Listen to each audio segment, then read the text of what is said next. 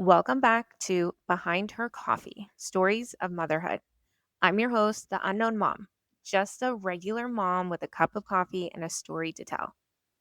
This is where we talk about the real parts of motherhood, the overstimulated parts, the messy middle parts, the moments that don't photograph well, the decisions that look confusing from the outside but feel completely right in your heart. This is a space where we say the quiet things out loud. So, if these stories resonate with you, make sure you're following the podcast so you don't miss what's next. And today's story is called Hard Days Are Allowed. But before we get into that story, here's what we're getting into today: toddler bed chaos and being humbled, a hot mess car confession, a teacher tip you can try this week, and then the hard days no one talks about. So pour yourself a cup of coffee, take a deep breath, and let's begin.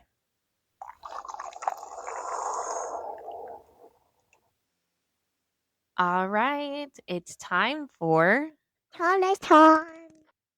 and this week we are in the trenches because my youngest has officially decided it's her time to be in a toddler bed. And that was not a mere suggestion, it was forced on us by this little precious little being. And so last night was night one of our transitioning. And guess what? She is thriving on chaos and being stubborn. So if you have a little escape artist toddler like I do, this one's for you. So last night was night one. And I thought, it shouldn't be that bad because my oldest wasn't that bad. We put her into bed. She stayed in bed. She listened. She waited for us to come and get her in the morning, never turned on the light, just like that. And so, of course, naive me thought, oh, it should be about the same. It's not as bad as other people make it seem to be. But then I forgot that I have a different child. Like, this is not the same child. This is a different child who is just completely different. Every kid is completely different. And of course, for her, that was not the case. So we put her in the room and of course, she goes straight for the light switch. All right. Let's go in, turn it off. So I take my oldest in because they share a room, and I decide to sit in there, and of course, it took about an hour. Parents out there, oh my goodness, an hour. I used to think other parents were being ridiculous and kind of like over or exaggerating that little toddler bed, because of course my oldest wasn't like that. No, they weren't exaggerating the fighting, the oh my god, all of it just to get her to sleep. Just to sleep, you need it. Little person, you need the sleep. Every kid does. I do as mommy does. You need the sleep. But of course she fights it until she finally falls asleep and I'm in there with her. So I decide, you know what? Let me sleep in the room on the floor so that way in the middle of the night we don't do this again. Cuz now I have no faith in a peaceful night. So I go in, lay in there, and she wakes up around 3 a.m., sees me, goes back to bed. Thank goodness, because I was not sleeping well. When you're sleeping on the floor and you have sciatica because of these kids, I need my rest. So she falls back to sleep. I'm so thankful. And then around 5:50 in the morning, of course, it's time to start shuffling. The oldest starts shuffling, grunting, waking up, moving. So they both start. And I'm too exhausted from stopping my youngest from getting off the bed and turning on the light. I'm too tired for it. It's 5:50 in the morning. I want to be asleep. I can barely hold open my eyes. But I'm like, whatever. Play while the lights are on so I can just rest my eyes for just a little bit more. And that's that. We get up for the day. I have to have 2 cups of coffee because I'm exhausted. And I start to realize that My kids are not the same. Like, of course, they're not the same, but you forget that sometimes. Because my kids are so close in age, I think, "Oh, it should be the same. We just went through this. I know how to do this." But then your next kid humbles you and says, "No, you don't, not, because 'cause I'm not like the other one. I'm me." Alright, so we went through night 1. She's taking the nap, and I'm hoping it went really well. I put cardboard in front of the light switch because I forgot to buy something to cover and make sure that they don't turn it off. So she went to sleep very well, and I'm thinking this is gonna be a gotcha kind of moment because tonight is probably like, "Oh, yeah, you thought? You thought I was gonna sleep? I only did that for nap time because you're awake." It's when you're tired that I'm going to kind of uh, have some fun. And so we'll see how this goes. But I do want to put it out there. I heard in this process, don't like, it's okay. Don't worry about it. Like, calm down. Yeah, you know the feeling behind when someone tells you to calm down, or it's going to be okay. Like, at some point they're going to be sleeping and it's going to be okay. Like, we'll get there. You'll get there. All right. So let me just say this. I know I'm going to get there, but I'm in the trenches. It's okay to feel overwhelmed. It's okay to be stressed. It's okay to feel all the feels because we're in the trenches. And people tend to forget that when they're out of the trenches and they've seen the light and they've gone to the light, but I'm not there yet. It's still a big mountain ahead that I need coffee to get through at the moment. And it might be a little hill. We don't know. But at the moment, it feels like a mountain. So if you're here in the trenches with me, looking at this mountain like, oh my goodness, I wonder how this is going to go, just know I'm here with you because, boy, is this child teaching me a thing or two about how you never really know. You never really know. You thought you knew, you thought you got through it, you thought, oh, okay, second kid, I got this. No, you don't. No, no, you don't. So that's my toddler time for this week, and I'll keep you updated. All right, it's time for. Huh, Miss Mom? So, motherhood is beautiful. It is. It doesn't always look beautiful because, we are a hot mess. That hot mess mom bun is my total look now. I have the bun all the time. It's just way too easy, and I don't have the time to be doing my hair to make me look all beautiful. I'm just not that type of person, anyways. I didn't even wear makeup beforehand. I own mascara and maybe a lip tint because I thought maybe I'd get back into makeup. But how do you get back into doing something that you never really did? So that's my little 2 cents. But I did a whole segment of, my kids playing in the kitchen sink with water, soap, and then I put a few drops of food coloring in so that they can play, make it all special and fun. Playing with water is fun. And then I realized I don't like when my kids play with water because it gets all over the place. They get soaked. And yes, it's harmless. It is. It is harmless. But what's not harmless, well, I don't think that's the right word for it. But what's not fun, there you go. What's not fun is cleaning up the mess afterwards. When they're crying because their clothes are soaked from the water that they were playing with, and you're trying to clean up water off the floor while one of your kids is stepping all through it because they want you to hold them. And I'm saying, step off to the side, mama, stop, because I'm trying to clean up the water that's on the floor, the water that's on the counters. Be it, yeah, yeah. So that segment, I don't know where it went, but what I really want to talk about is this hot mess of a car that I have. So I'm sitting in my driveway wondering what happened. My husband and I bought this car because we were like, oh, it's going to be for our family in the future. There's so much space in this. Wow. Like, it's so much, mind you, it was so much space for us two. And I was the one driving it mainly. So it was a lot of space for me. And then you get kids and you're like, where did the space go?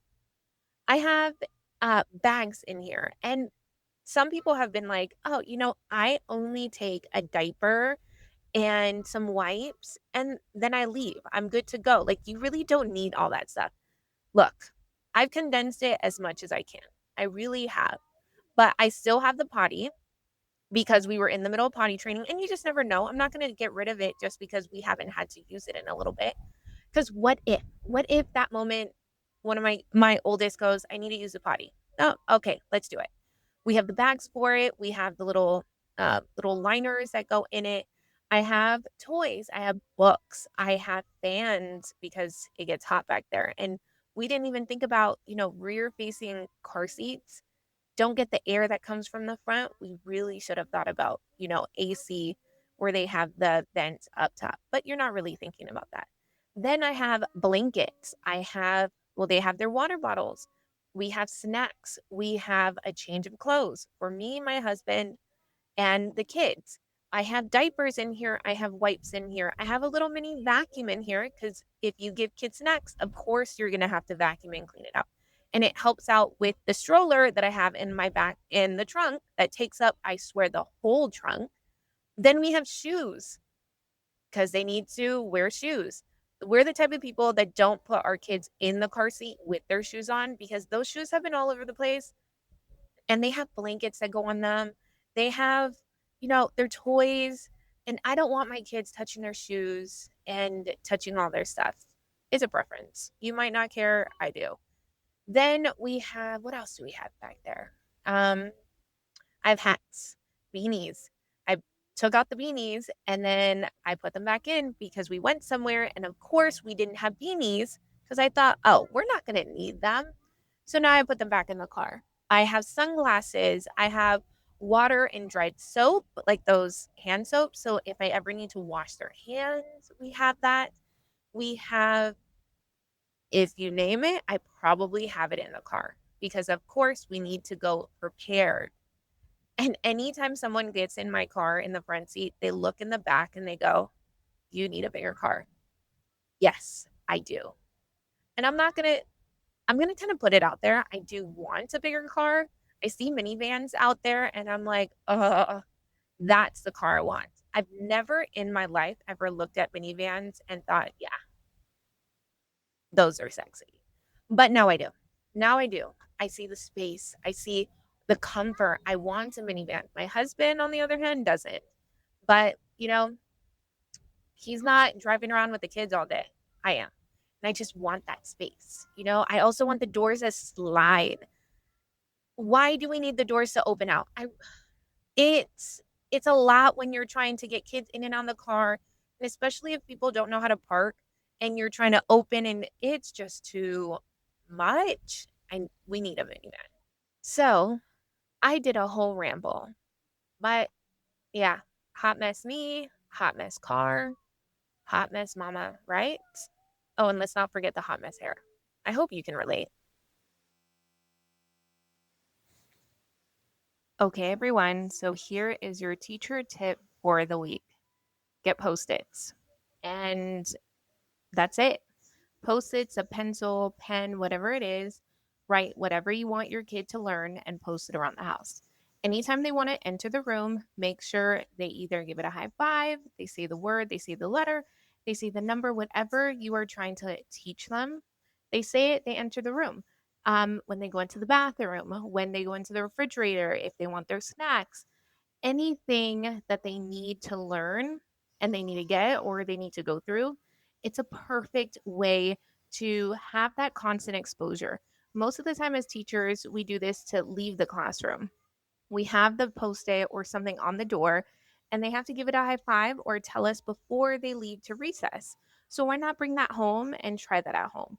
And it's not just for learning letters and numbers, it can be multiplication, it can be learning vocabulary. Adults can do this to learn the simplest things if you're in college, anything like that. So, get a post it, use it, and I promise you, learning will happen.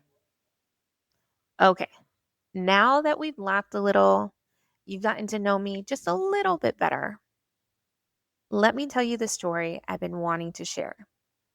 Today's story is called Hard Days Are Allowed, and brace yourself. This one comes from the heart. Yesterday was hard. Not I regret being a mom, not I can't handle my kids, just hard. We have been inside for a few days because of the rain. Our routine is off. The girls have pent up energy and they are releasing it any toddler knows how, loudly, constantly, physically.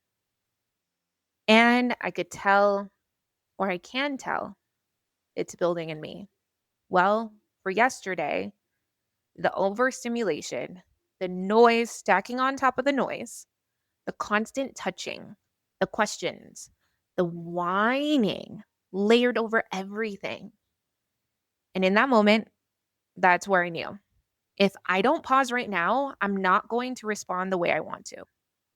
So I told my kids, all right, stop. Mommy needs a break. Mommy needs to breathe. So what did we do? We put on a movie. We sat down, we regulated. I was able to breathe and we were set. And almost immediately, the guilt crept in. You know, oh my gosh, they're in front of a screen. Good moms don't rely on TV. I should be better at this. I've always been good with kids, with my kids. Why does this feel so hard today? And then this deeper thought surfaced. I'm a woman. Isn't this supposed to come naturally to me? Motherhood is supposed to be innate, teaching, nurturing, being patient, handling it all. It is natural, right? Loving your kids, that's instinct. Protecting them, that's instinct. But somewhere along the way, we confused natural with effortless. Natural does not mean easy. Innate does not mean perfect. Yes, motherhood can be natural, but we are still human. We are still imperfect. We can be great mothers and still have things that we need to grow in. We can love our kids deeply and still get overstimulated. We can want another baby and still admit that today stretched us thin. Those things are not opposite.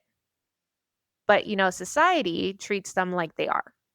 Somehow, when you become a mom, you're expected to, level up into this perfected version of yourself.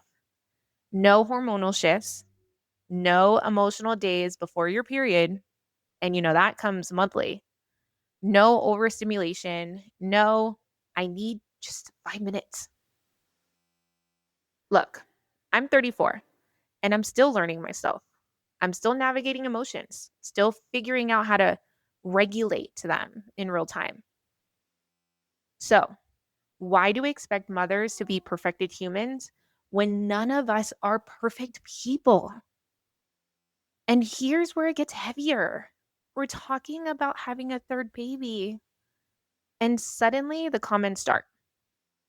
Should you have another one? Are you really going to be able to handle another one? Maybe two's enough. And my husband and I sit here thinking, do they see something we don't? Are we missing something? Because we love our kids. We show up for our kids. We are providing a beautiful life for our kids. So, why does it seem, or why does it feel like instead of excitement, we're getting hesitation? Instead of celebration, yay, another baby, we're getting caution. And when you hear those comments enough, you start questioning yourself. Not because you don't believe in your ability, but because you wonder, is everyone seeing a weakness that you're blind to? And that's heavy because admitting that a day is hard should not be interpreted as incapability. Being overstimulated should not be treated as a red flag. Having a rough Thursday does not mean you cannot expand your family. And here's what's confusing. There are people in objectively harder situations, financially, emotionally, logistically, and no one questions their choices to have more kids. But when you're honest about the hard parts, when you admit you get overwhelmed sometimes, suddenly it feels like people lose faith in you. And that hurts. It feels like you don't believe we can handle this. You don't trust our judgment. You don't trust that we know our own capacity. And now I feel like I have to be careful. Careful how honest I am. Careful how much I admit. Careful not to sound, too overwhelmed. As if motherhood is some kind of performance review. As if I have to prove I deserve another child by never having a hard day. But capacity grows. It doesn't stay fixed. We grew from 0 to 1. We went from 1 to 2. We adjusted, we learned, we stretched. So, why is it assumed that growth stops here? Why is honesty about struggle treated like disqualification? And this isn't just about other moms. Men. Men are given an unrealistic picture of motherhood too. Maybe they watch their own mothers carry everything, but those mothers didn't always talk about how heavy it felt. They didn't explain the mental load. They didn't say, this is exhausting. So, how do husbands fully understand how to support us if no one ever modeled the conversation? And I'm not talking about my husband, I'm talking about men in general. It's not malicious, it's silence. And then we're left carrying this mental load alone. Why? Why is this mental load so heavy? Why don't we talk to each other honestly? Sometimes you try to reach out to older moms. I know I have. The women who've done this already. And what we're dealing with is kind of brushed off. It's not that big of a deal. It goes by so fast. And I know that's true in hindsight. But in the moment, it's real. The overstimulation is real. The exhaustion is real. The doubt is real. And then we turn to social media as our village. And, social media shows you the moms who wake up at 4 a.m. to work out. And I'm not saying that's a bad thing, but I'm waking up at 6:50 to little voices saying, Mommy, wake up. My eyes barely open, but I get up. No one talks about that part. You either see perfection or you see chaos. And you're sitting there thinking, I'm not that, but I'm not perfect either. So where do I fit? Where is the middle? Where are the moms saying it's beautiful, it's messy, you will struggle, you will get overstimulated, you will have imperfect moments, and that doesn't mean you're failing. And here's what I keep coming back to. I have daughters, and I do not want them growing up thinking that you have to be perfect to be a good mother someday, if that's what they choose, motherhood. I don't want them carrying this invisible burden that says you must do it all. You must never complain. You must never need help. You must handle everything with grace. Kids don't need a perfect mom. They need a real one. A mom who says, I'm overwhelmed right now, and then models how to breathe through it. A mom who makes mistakes and models repair. If they see me as human, they won't feel like they have to be superhuman. Motherhood can be natural, but it is still human, and humans have hard days. Yesterday wasn't proof that I can't handle motherhood. It wasn't proof that I shouldn't want another kid. It wasn't even a warning sign. It was just a hard day. And hard days are allowed. And before I close this episode, I want to say something directly to the mother who had a hard day this week, but is maybe questioning whether she's allowed to want more. Maybe you lost your patience. Maybe you needed to put on a movie. Maybe you cried in the bathroom for 2 minutes. Maybe you said, I can't do this right now, and then felt guilty for even thinking it. Maybe you're thinking about having another baby, and now you're scared to admit when things feel overwhelming. Because what if someone hears your honesty and mistakes it for weakness? I want you to hear this clearly. A hard day is not a character flaw. Overstimulation is not incompetence. Needing a break is not disqualification. You are not less capable because you're honest. You are not less strong because you're tired. You are not less maternal because it doesn't feel effortless. Motherhood can be natural and still require growth. It can be beautiful and still stretch you. You can love your children deeply and still need space sometimes.